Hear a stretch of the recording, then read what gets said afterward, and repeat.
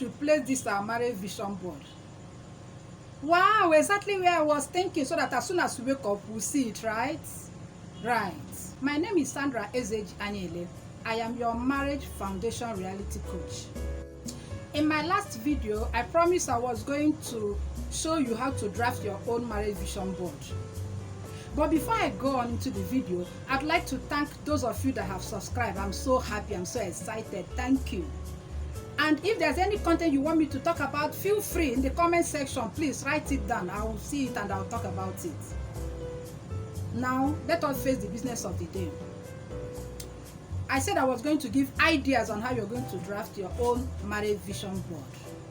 Remember, in the last video, we talked about your plan, your goal, and your vision. These are the three things that make up your marriage vision board. Let us start with the plan.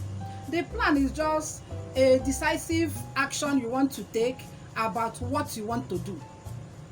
And in this case, you want to plan your marriage. In this case, you want to plan your marriage so that it will work. That is the plan. Then we come to the goal.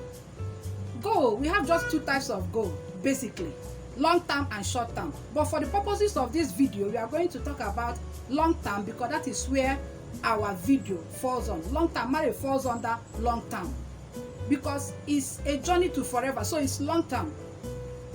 Now, talking about your goals, we have your personal goals, we have your financial goals, we have your family goals, we have your career or business goals, etc.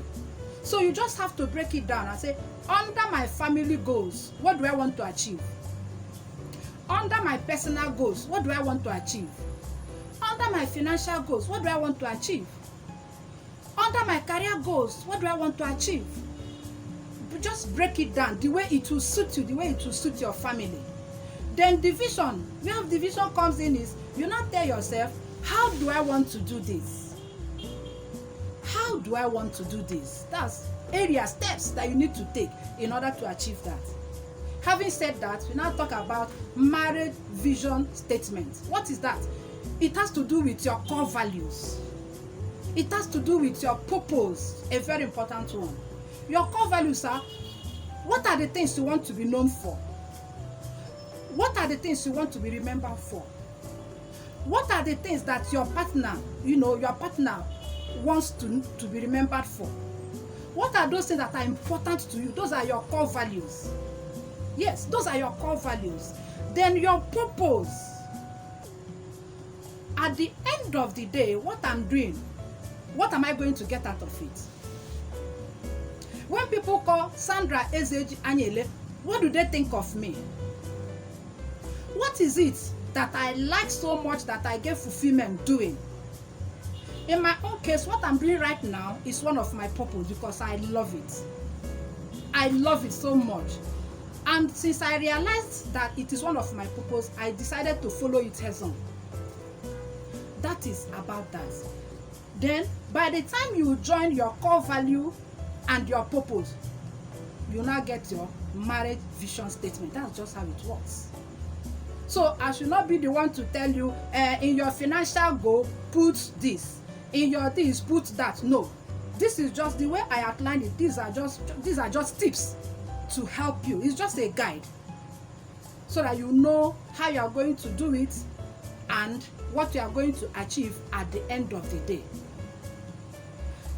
I have always said that marriage vision board is important. And as you can see, the way I mentioned it, don't you think it's important? It's very important. When you break it down like that, you know where each one is going. You know where each one is going. And you follow it. And you follow it, that's just it. Having given you some of the ideas you need in order to draft your own marriage vision board, I'd like to talk about finance as one of the goals in your marriage. Finance is very important. It has to be discussed because most times it brings problems to the home front. When it comes to setting your financial goals, what do you need to do? I've talked about open communication. Before you talk about your finance, both of you will also sit down and ask yourself, You have to be honest with yourselves. Ask yourself, who handles finance more? Because while you people were dating, you must have been, observing some things with regards to how each partner treats money. Then you ask yourself, who should be in charge of finance? Forget about the fact that some people are of the opinion that when you show a woman that you have money, she'll be extravagant. She want to finish it. That's false. That's not true. That's not true. In my place, they say that when you tear the mat that you are using to sleep, where will you sleep on the floor? Yes, a woman that have made up her mind to come and marry will not, in her right senses, finish the husband's money. It's not possible. It's not possible. That's also a mindset that is killing a lot of people. Now, coming to finance, if you know that your husband cannot handle money properly, both of you can decide that you should be the one handling the money. Yes, it can be done. And if the husband sees that the wife cannot handle money, vice versa. Both of you should come to an agreement who handles money. You can also decide, should we have a joint account if both of you are working? If that will work for you, what we are saying is not cast in stone. We are just giving ideas. We are just giving ideas on how you will make your marriage work. Talk about it. Talk about it. This time is the time for you to know yourself, study yourself, so that a journey, so that you know how you will go through the journey, and you will not have problems. So, like I said, if it is the wife or if it is the husband, give it to the person. Let the person handle it. Let the person handle it. It's for both of you. It's only in marriage that you say 1 + 1 = 1.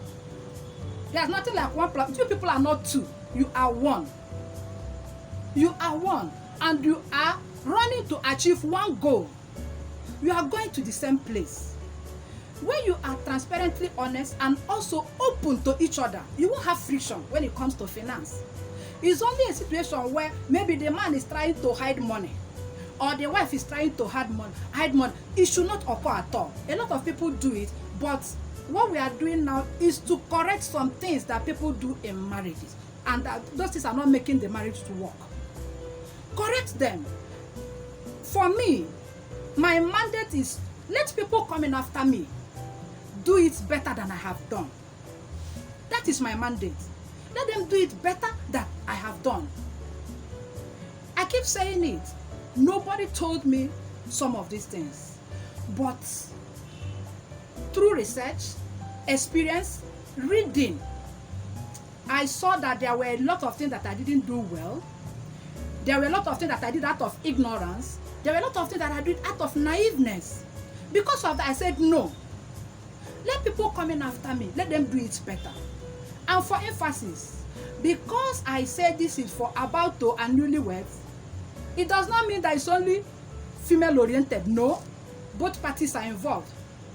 Male and female, husband and wife. I talk to both of them. But they are beginning, they are starting. That's what I talk about. I don't face only the wife. I don't face only it is husband and the wife.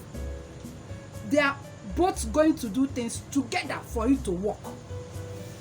Gone are the days you say it is a woman that builds a home. Both of you can build a home. Gone are the days they say it's only a woman that you stay in the kitchen. Gone are the days.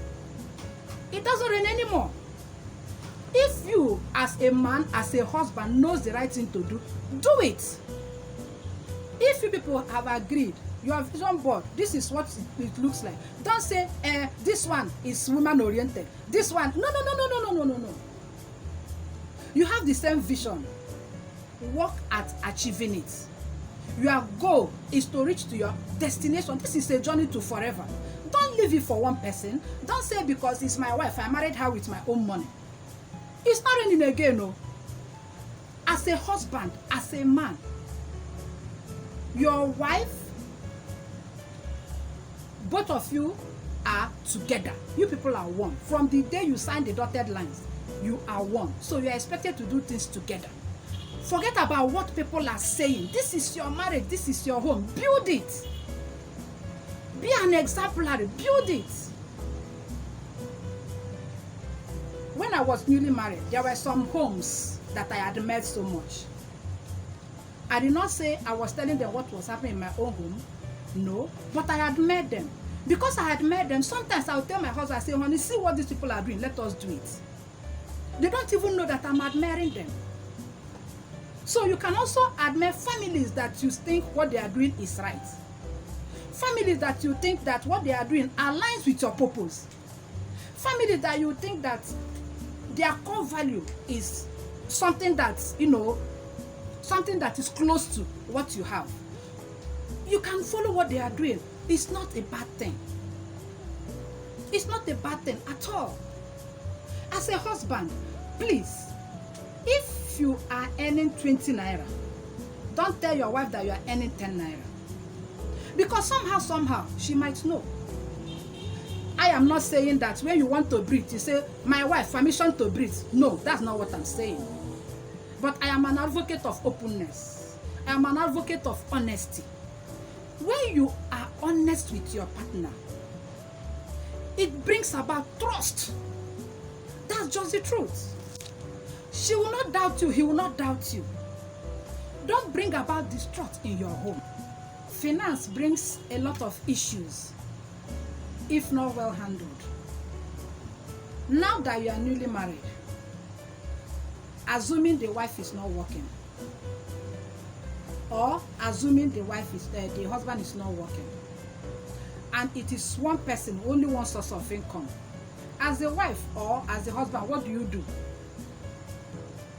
If your budget, your spending budget for a month is 10,000, for instance, now that the money is coming from one source, you can reduce it a little bit. You can do that for your home to keep running. You can do that. You can always adjust. It's not a rigid constitution. You can always, be flexible. You can adjust to fit the current situation. And nobody will even know about it because you are doing it together. You are doing it peacefully. You are doing it, in truth and in all honesty. Let me just give husbands a little secret. If a wife knows that you have 5,000, I can assure you she will even spend 3,000 so that there will be 2,000 left in the house. That's the truth. So what are you supposed to do as a husband? You are supposed to tell your wife, I have 5,000, no, honey, sweetheart, my love, Ruby, darling, anything you call yourself. Say, I have 5,000. How are we going to spend it? You will see that the mathematician in her will come out. No outsider will know that you people are spending only 5,000 per month. It still goes down to what? Your marriage vision board. What do you want? What do you want to achieve? At the end of the day, what do you want? How do you want to run your home? Have you seen why I mentioned it earlier that the foundation is important? As your finance is improving, your earning is improving. That is how your feeding, your lifestyle, everything about you will also be improving. Don't be a copycat. Don't follow anybody. It is about both of you.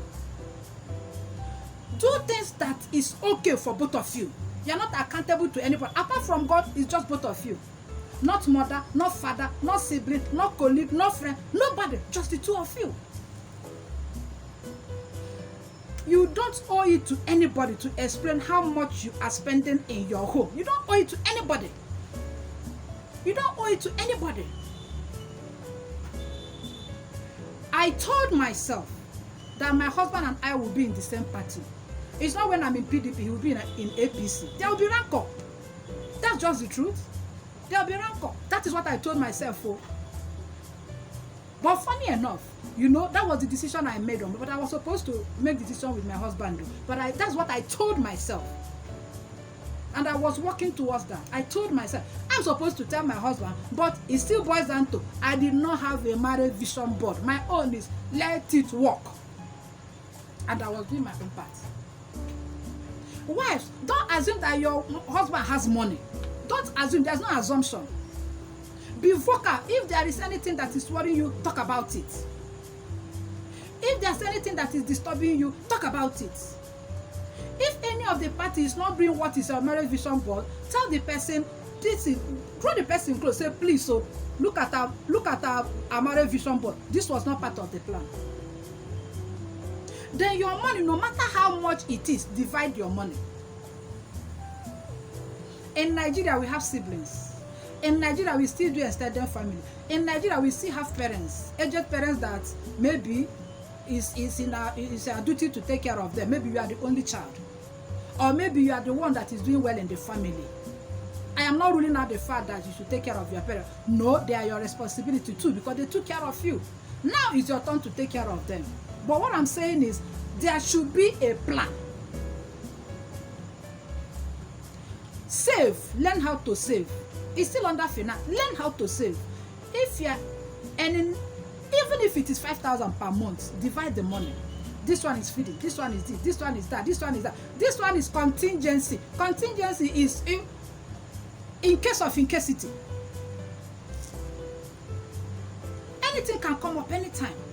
You dip hand into that pocket and solve the problem. If the problem is not an emergency and maybe there's no money in that contingency fund, whoever it is, tell the person, please, politely, tell the person, please, can you give me a little time? I will do something. Yes. It is not the time for you to go and dip hand into your feeding money and give the person just to please the person and displease your home, displease your family. And when your wife is annoyed, you say, you don't want me to help people. You don't want me to do this. You don't want me to do that. This is a marriage foundation reality channel. So whatever we say here is reality. Whatever we say here is what is happening. And we don't want it to repeat itself. How are we going to correct them if we don't talk about them? A lot of people are frowning at some things, but they don't talk about it. If you don't talk about it, how are we going to correct them? If you don't talk about it, how are we going to change? How will we know that what we are doing is not good or we are hurting somebody? You talk about it. As a wife, don't cushion it. Talk about it so that the person will. A man and a woman, we are not the same. We are not the same. We are not the same. Our makeup is not the same. That's the truth. That's the truth. So, having said that, as a wife, you should know that you don't assume that your husband should know these things. Or, my husband ought to do this thing because he should know. He will not know. Except to tell him. Except to tell him. If you tell him, maybe for one reason or the other, he forgets. Tell him again. You don't leave him. Tell him again. Keep reminding him. Keep reminding him.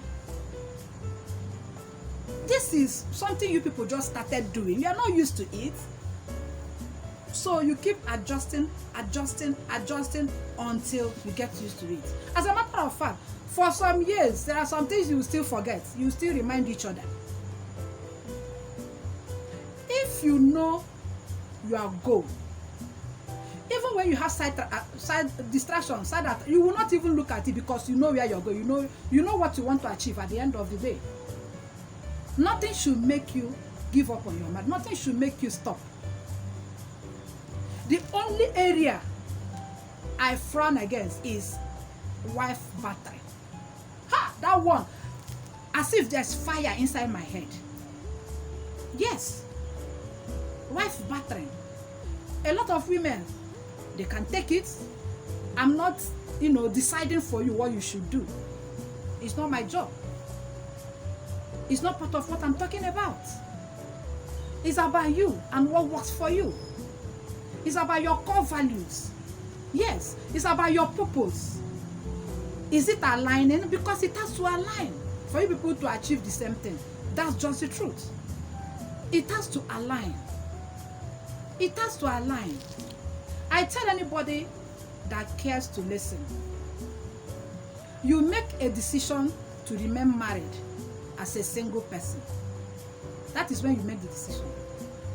That is why it is even very important for you to, think about it very well before getting married.